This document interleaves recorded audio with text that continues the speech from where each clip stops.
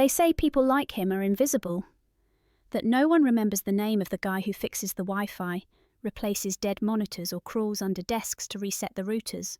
But that morning, quiet, overcast, just past 6:40, Caleb Rivers was anything but invisible. He stood near the glass doors of the 28th floor boardroom, his ID badge slightly tilted on his jacket, a clipboard clutched tight in one hand. He wasn't supposed to be here. Not for this meeting, not in this room.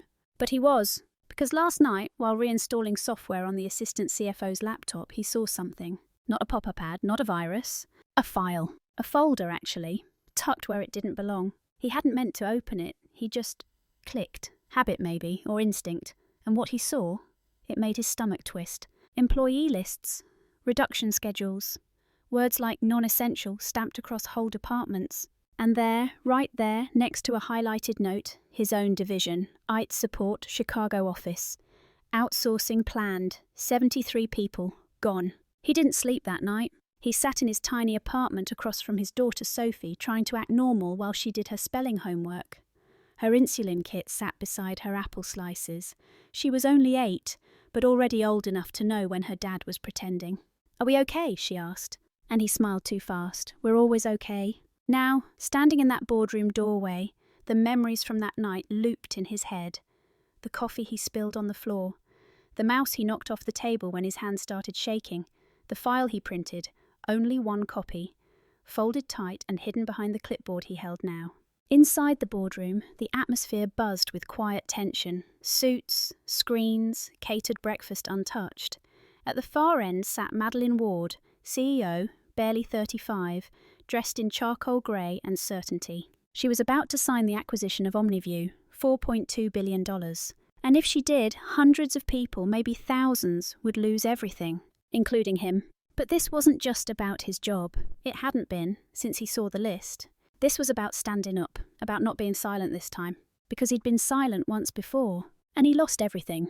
A voice came over the room's intercom. "Meeting begins in 2 minutes." Caleb looked down at the paper again, then at his hands, trembling slightly. He took a breath, stepped forward and knocked. Just once. The room turned. Heads craned. Madeline Ward looked up, surprised. Her pen hovered above the signature line.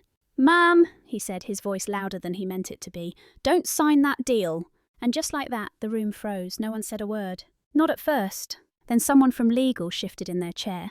A couple of executives exchanged glances, unsure whether to laugh or call security. But Madeline didn't move. Her eyes stayed locked on him, sharp, unreadable. She set the pen down slowly. "I'm sorry," she said. "Who are you?" Caleb stepped inside the room, not far, just enough for the doors to whisper shut behind him.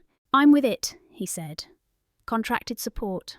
I manage software compliance and hardware repair for 3 of your upper floors. I worked late last night on Mr. Alden's system, and I found something."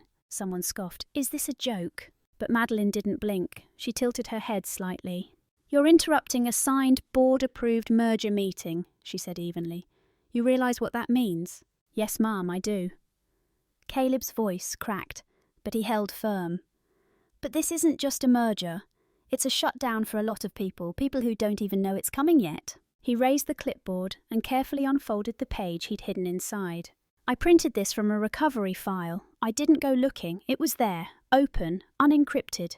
I'm sorry if I wasn't supposed to see it, but I did." He took a step forward and laid the paper on the long glass table. No one reached for it. Yet. Madeline's gaze dropped to the page. Her expression didn't change, but something behind her eyes flickered. "You're saying this is from our systems?" she asked. "Yes, it outlines reductions in IT, HR, facilities, and all entry-level operations, post-merger, effective immediately after signing." One of the VPs leaned in. "That's just standard contingency modelling, hypotheticals. Every deal has them." "No," Caleb said quietly. "These were final numbers. There were timestamps and personal notes, some from Bennett himself." He nodded toward the CFO seated at the far end of the table. Bennett looked like he'd just swallowed a lemon whole. "That's enough," Bennett snapped. "You're out of line, son.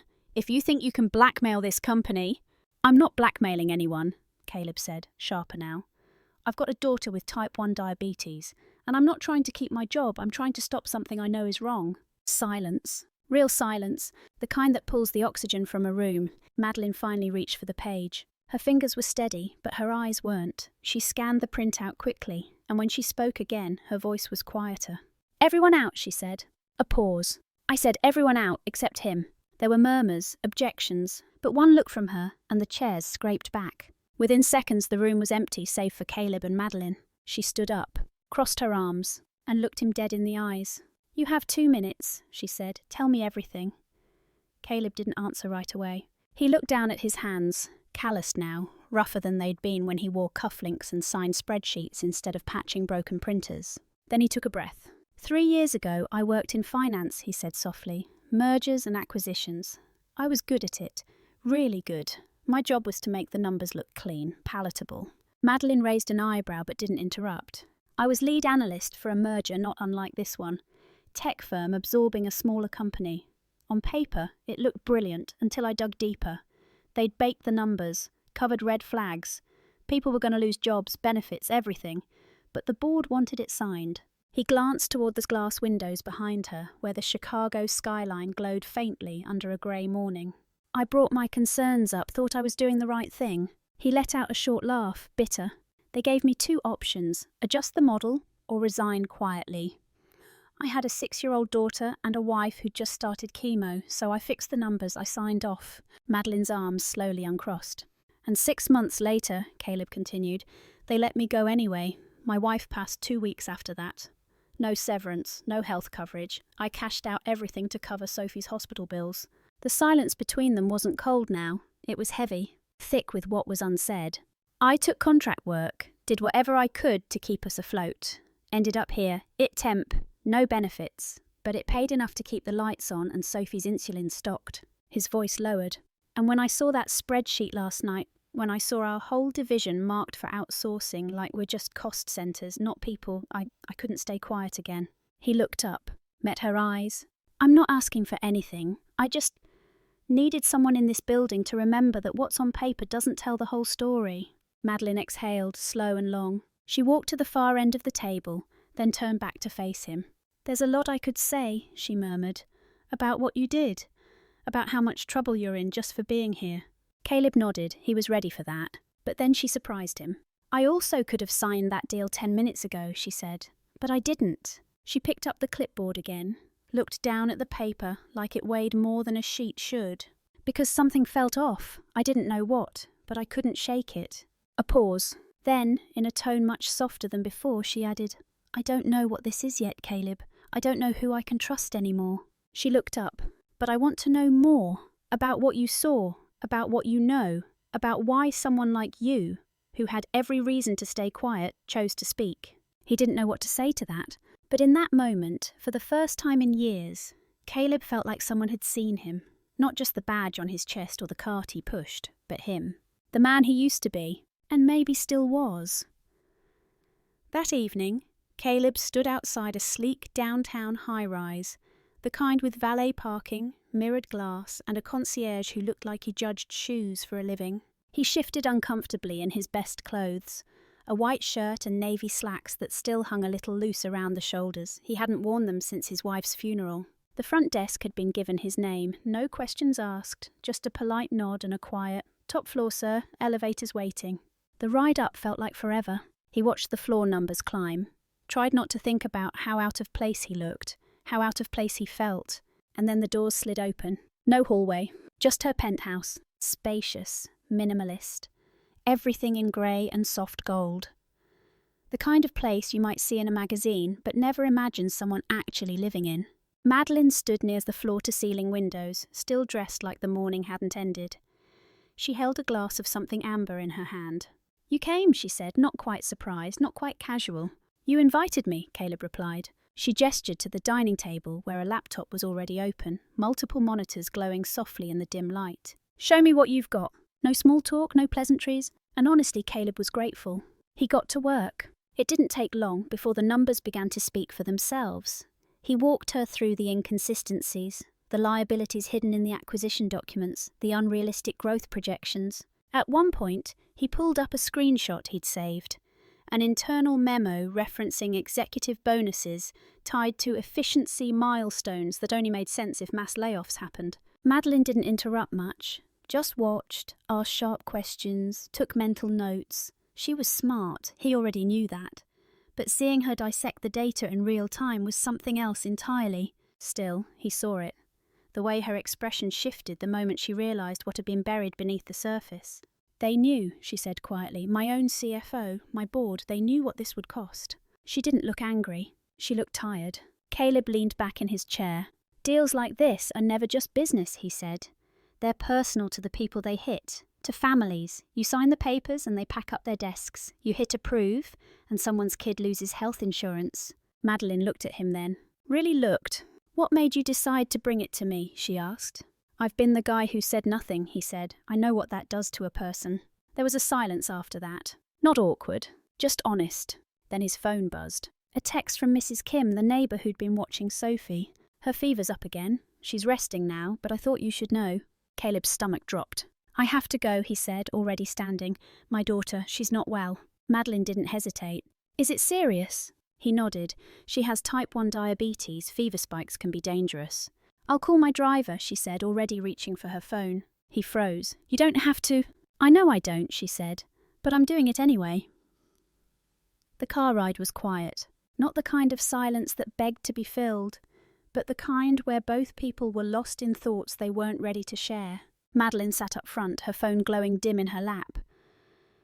Caleb rode in the back, eyes locked on the city lights sliding past the window. Every red light felt longer than the last, every turn too slow.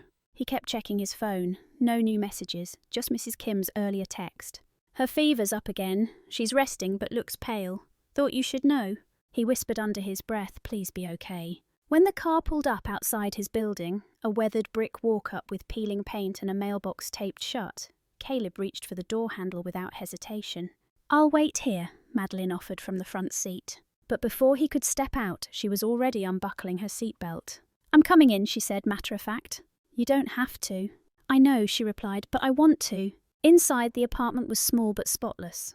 Lived in the way that said someone was trying, really trying, to keep order in the chaos. There were sticky notes on the fridge, a plastic container of glucose test strips on the kitchen counter, and a drawing of a girl and her dad taped to the wall near the coat rack. Mrs. Kim met them at the door, speaking in a hushed voice. She's been resting, but her cheeks are warm. I didn't want to panic you, but I think you should check her. Caleb gave a tight nod and headed straight to the bedroom, Madeline trailing behind him more slowly. The door creaked open. Sophie was curled up under a blanket that had faded from too many wash cycles. Her forehead glistened. A small stuffed bear rested near her hand. She stirred as Caleb approached. Hey, Bug, he whispered, crouching next to her. Let's check your numbers, okay? She blinked up at him, too tired to smile. Caleb checked her monitor. High, too high. His heart clenched. He adjusted her insulin carefully, hands steady from too much practice. You're all right, sweetheart, Dad's here. From the doorway, Madeline stood silent. This was the part of people's lives she never saw.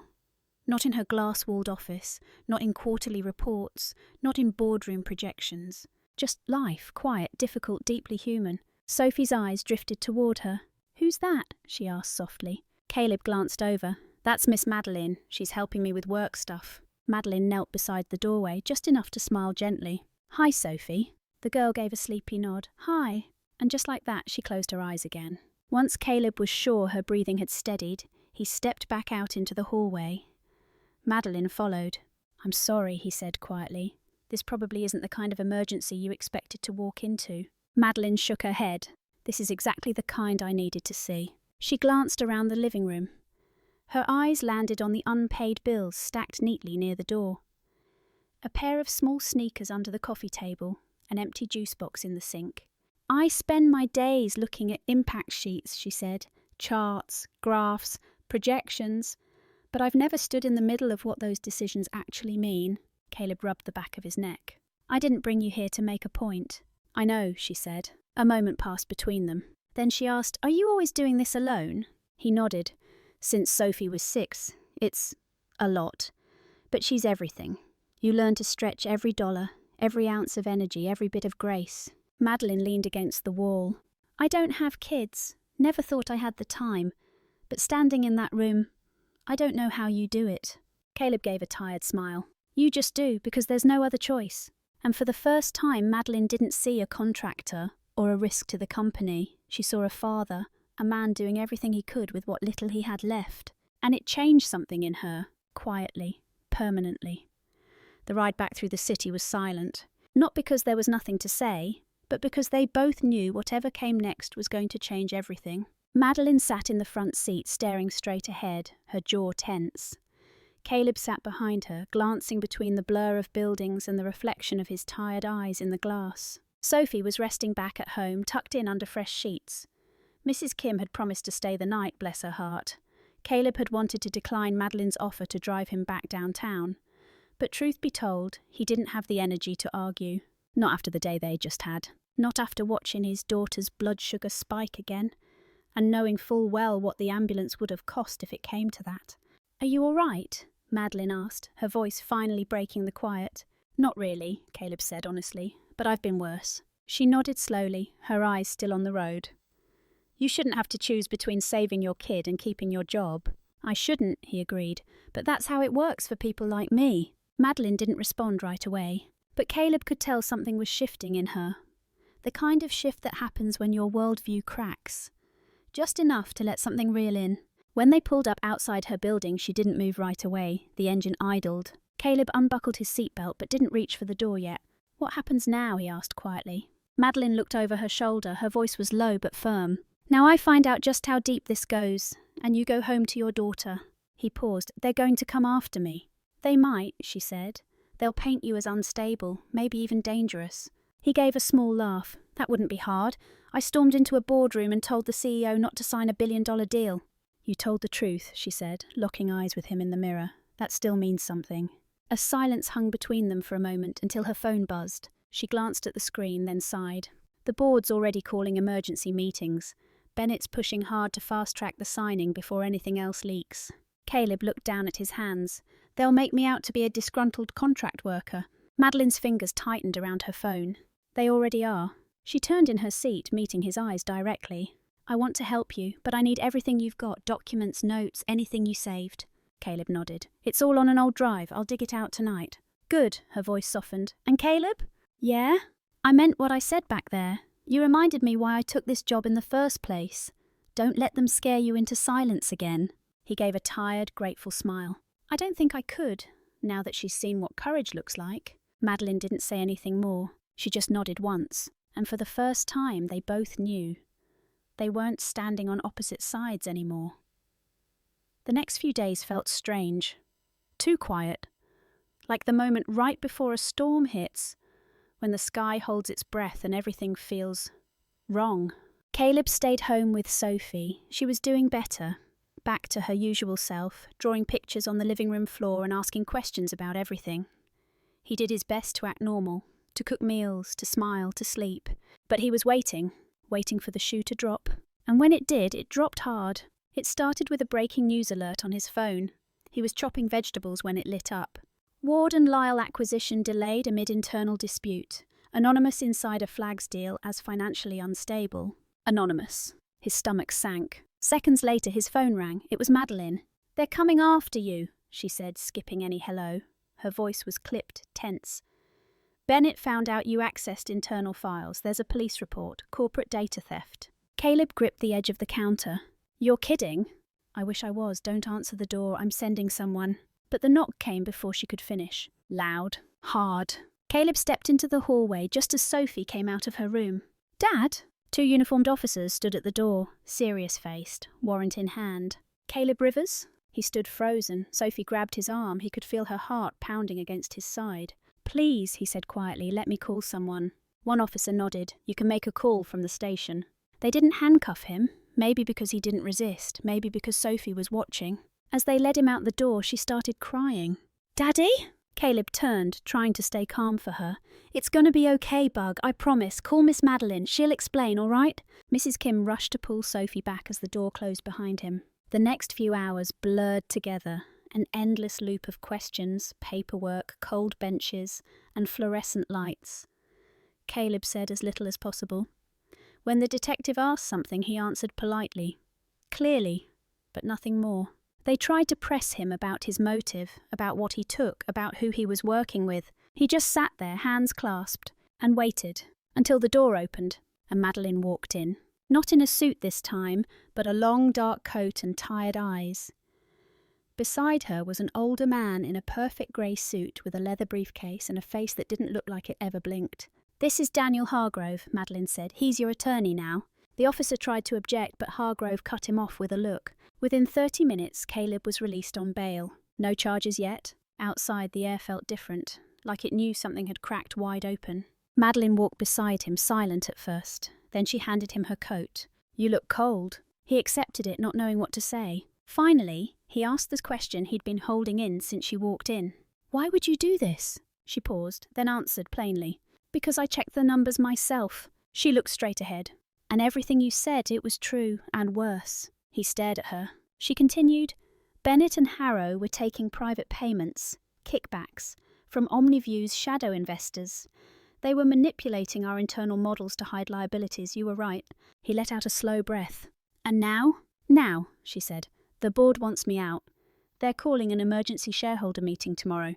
They think I'm stalling the deal for personal reasons, that I've lost objectivity." Caleb looked at her, surprised. "Are you?" She gave a soft laugh. "I think I'm finally seeing things clearly." Then, almost as an afterthought, she added, "Sophie's at my place. I thought she'd be safer there." He stopped walking. "You took her?" "My assistant is with her. She was scared. I thought it was the right call." He wanted to be angry, but he wasn't. He was exhausted. And somehow, despite everything, he trusted her. Madeline looked over at him. "They're going to spin this however they need to, make you the villain, make me look weak. But the truth's out now." She paused. "I have to decide by morning, sign the deal and keep my job, or fight the board and lose everything my father built." They stood in the middle of the sidewalk, just two people who'd tried to play by the rules once, and were now standing outside the lines, wondering if it was worth stepping back in. Caleb didn't have answers, but he looked at her and said what he believed. Some things are worth losing if it means keeping what matters. And for the first time since this all began, she looked like she believed it too. The boardroom looked exactly the same as it always did. Polished glass table, bottled water in perfect rows, chairs spaced evenly like soldiers. But it didn't feel the same. Not today. Madeline stood at the far end, staring out the window while the rest of them filed in. Men in tailored suits, eyes heavy with suspicion. A few offered polite nods, most didn't. She could feel it in the air.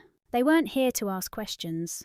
They were here for a verdict. At the head of the table sat Richard Harrow, board chairman for nearly 2 decades. His voice always reminded her of polished wood, smooth but unbending. "Madeline," he began, not unkindly, "I hope you understand the seriousness of today's meeting." She turned around calmly. "I do." Bennett sat just to the right, flipping through a leather folder like he was reviewing a restaurant menu. "Then I assume you'll explain why you halted a $4.2 billion acquisition based on claims from a contracted IT worker." There was a pause. Madeline didn't flinch. "Because the claims were true." A ripple moved across the table, like someone had dropped a glass into still water. She continued, steady and clear. "I had an independent audit firm review OmniView's books. The results confirmed multiple red flags, fabricated projections, missing R&D documentation, and insider compensation promises linked to this acquisition." Bennett looked up sharply. "That's ridiculous." "No," Madeline said. "What's ridiculous is that I had to rely on someone outside this room to see what we all should have seen months ago." Harrow interjected, "So you're saying we were misled?" "I'm saying some of us wanted to be," she replied. The tension spiked. "You're letting personal bias cloud your role," Bennett said coolly. "You invited a terminated finance worker into your home, gave him access to our internal reports, and allowed him to influence a deal that was unanimously approved." Madeline smiled, but it didn't reach her eyes. "You're right, I did invite him, after you failed to answer a single straight question about how we were going to protect our people post-merger." She reached into her briefcase and pulled out a single piece of paper. "My resignation letter," she said, placing it on the table. "If this deal goes through as planned, I won't be part of it." The room went still, not in shock but in calculation. Harrow leaned back in his chair. "You understand what this means, don't you?" "Yes," she said. "It means I won't spend another day pretending this company stands for something it no longer does." Someone near the end of the table whispered, "She's serious." Madeline looked at all of them, one by one. These were men who had once applauded her record earnings, who had raised glasses to her strategic wins. But they had never truly listened. Not really.